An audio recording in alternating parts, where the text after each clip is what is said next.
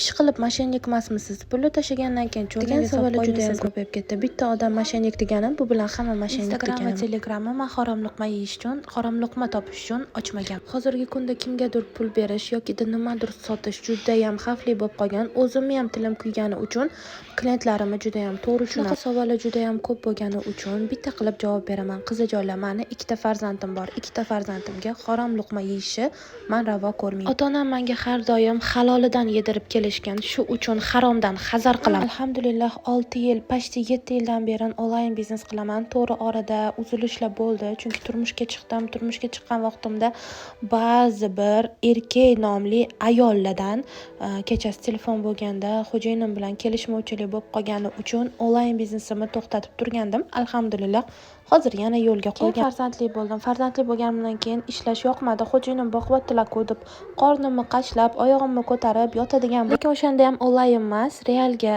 narsa olib kelib tarqatardim qo'shnilarga 1 oy. Allohga shukr, lekin realda savdo qildim, lekin kam bo'lmadim. Allohim rizqimni shunaqangi chiroyli yetkazdi.